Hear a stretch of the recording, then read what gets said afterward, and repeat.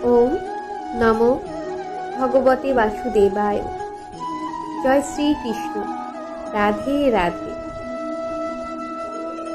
শ্রীমদ্ ভগবদ গীতা একটি 700 শ্লোকের ধর্মগ্রন্থ।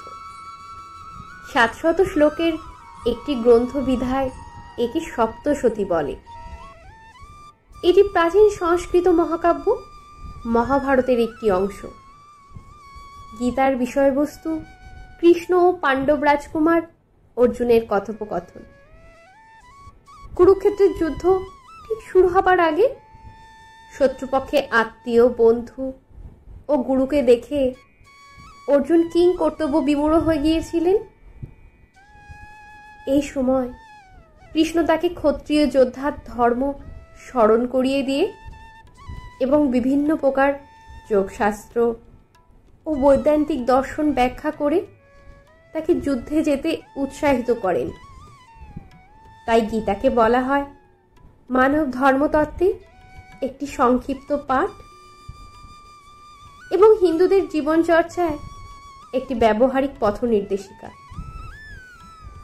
গীতাকে গীত উপনিষদও বলা হয়। শ্রীকৃষ্ণের মুখ থেকে যে বাণী নিঃসৃত হয়েছে, গীতায় তা ঐশ্বরিক বাণী হিসেবে মানা হয়। মহাভারতের যুদ্ধ শুরু হবার আগে অর্জুনকে গীতার বাণী দান করেছিলেন শ্রীকৃষ্ণ। গীতা 700টি শ্লোক এবং 18টি অধ্যায়ে বিভক্ত। শ্রীমদ্ ভগবদ গীতার উদ্দেশ্য হচ্ছে অজ্ঞানের অন্ধকারে আচ্ছন্ন এই জগতের বন্ধন থেকে মানুষকে উদ্ধার করা। প্রতিটি মানুষই নানাভাবে দুঃখ কষ্ট পাচ্ছে। যেমন কুরুক্ষেত্রের যুদ্ধের সময় অর্জুনও মহা সমস্যার সম্মুখীন হয়েছিলেন। অর্জুন ভগবান শ্রীকৃষ্ণের কাছে আত্মসমর্পণ করলেন এবং তার ফলে তখন ভগবান শ্রীকৃষ্ণ তাকে গীতার তত্ত্বজ্ঞান দান করে মোহমুক্ত করলেন। এই জগতে অর্জুনের মতো আমরাও প্রত্যেকেই সর্বদা উদ্বেগ উৎকণ্ঠায় জর্জরিত। এই উদ্বেগ উৎকণ্ঠায় জর্জরিত জীবন থেকে মুক্তি পেতে গীতার বাণী ব্যক্তিকে সমস্ত কষ্ট থেকে মুক্তির পথ খুঁজে দেবে। তাই আজ আমরা শ্রীমদ্ ভগবদ গীতার মহামূল্যবান উপদেশ ও বাণী ভগবান শ্রীকৃষ্ণের বাণী নিয়ে আলোচনা করব, যা প্রত্যেক ব্যক্তিকে নিজের জীবন মেনে চলা উচিত। যা প্রত্যেক ব্যক্তিকে নিজের জীবনে মেনে চলা উচিত। জীবনে না ভবিষ্যৎ আছে আর না আছে অতীত। জীবন তো কেবল এক মুহূর্ত আছে, অর্থাৎ এই মুহূর্তের অনুভব করাকেই জীবন বলে। যে সব ইচ্ছাকে ত্যাগ করে দেয় এবং আমি ও আমারই লালসপূর্ণ ভাবনা থেকে মুক্ত হয়ে যায়, সেই একমাত্র প্রকৃত শান্তি লাভ করে। অনেকে মনে করে থাকেন যে সংসারে কাজকর্ম ত্যাগ করার নামই হলো সন্ন্যাস। কাজ মাত্রকেই তারা বন্ধন বা দুঃখের কারণ মনে করেন, তাই সকল রকম কাজই পরিত্যাজ্য মনে করেন। কিন্তু তারা ভুল করেন। কর্ম ত্যাগ করা নয়, কর্মফলের লোভকে ত্যাগ করাই হলো আসল ত্যাগ বা সন্ন্যাস।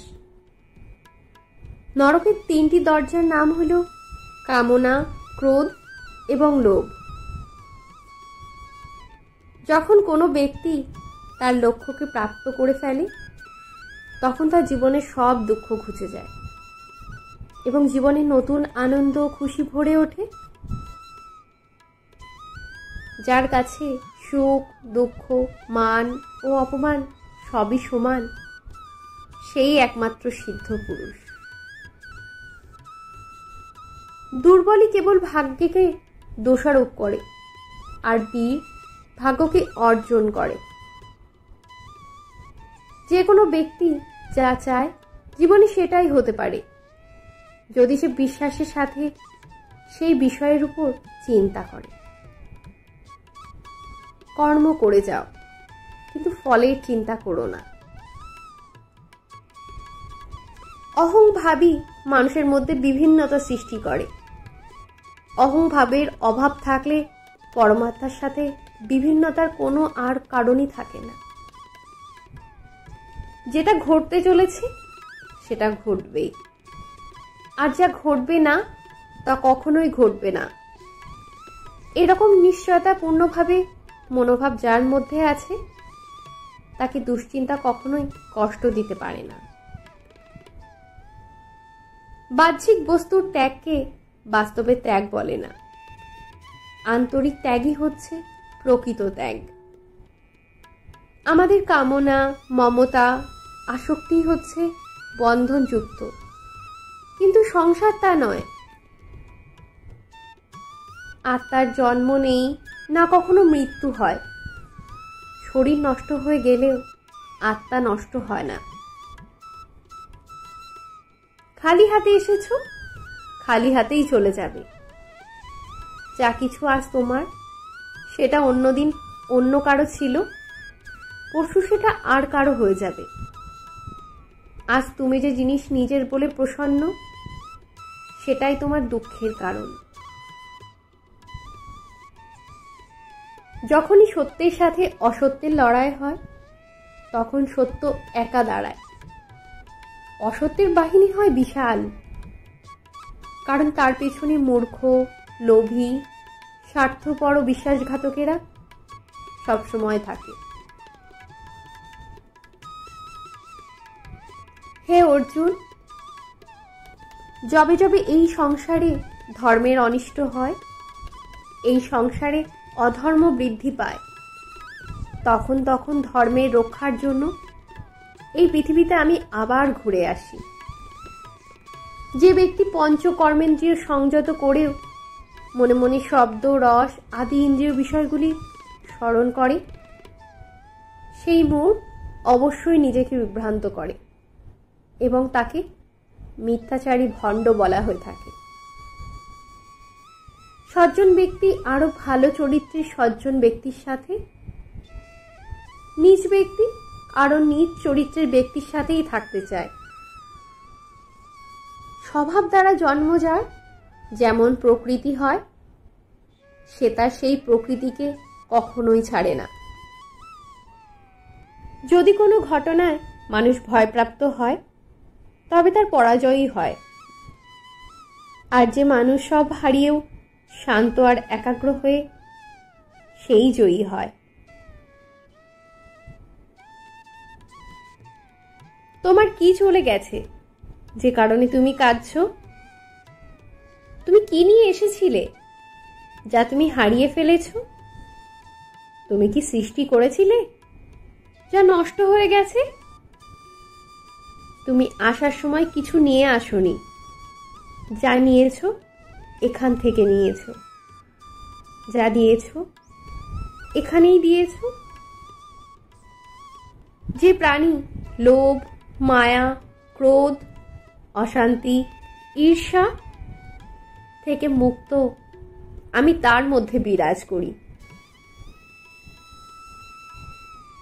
সকলেই মায়াজাত গুণসমূহের দ্বারা প্রভাবিত হয়ে অসহায়ভাবে কর্ম করতে বাধ্য হয়। তাই কর্ম না করে কেউই ক্ষণকালও থাকতে পারে না। শ্রীকৃষ্ণ বলছেন, হে অর্জুন, আমিই অতীত, আমিই বর্তমান, আমিই ভবিষ্যৎ, আমি সর্বপ্রাণীর মধ্যে বিরাজ করি। যে প্রাণী আমাকে মন দিয়ে স্মরণ করে, আমি সর্বদা তাদের পাশে থাকি। শ্রেষ্ঠ ব্যক্তি যেভাবে আচরণ করেন, সাধারণ মানুষেরা তার অনুকরণ করে। তিনি যা প্রমাণ বলে স্বীকার করেন, সমগ্র পৃথিবী তারই অনুসরণ করে।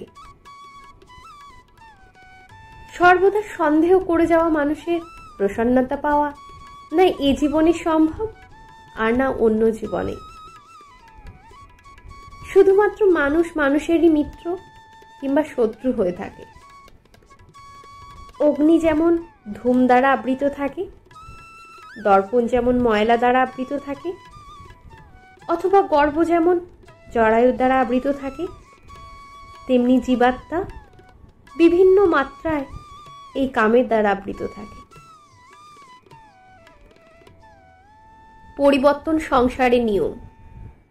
যাহাকে তুমি মৃত্যু বলে ভাবছ, সেটাই তো জীবন। আমার, তোমার, ছোট বড়, আপন পর সব কিছু মন থেকে মিটিয়ে দাও। তারপর দেখো, সব তোমার, তুমি সবার। আত্মার জন্ম নেই, না কখনো মৃত্যু হয়।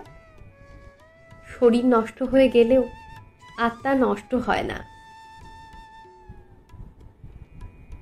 শরীর এবং আত্মার সম্পর্ক অগ্নি, জল, বায়ু, পৃথ্বী এবং বোম উপাদানে তৈরি আমাদের রক্ত মাংসের শরীর।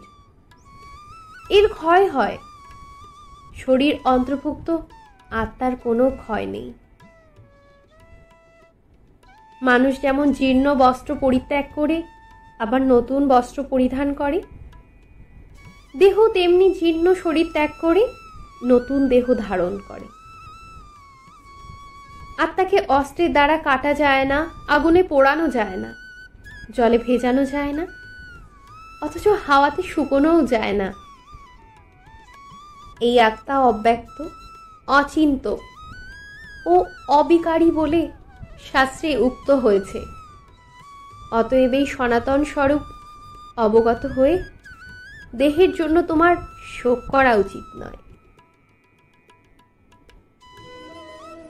শ্রীমদ্ ভগবদ্ গীতায় শ্রীকৃষ্ণের এই উল্লেখিত বাণীগুলি আপনাদের চলার পথে সব সময় আপনাদের পথ নির্দেশ করবে,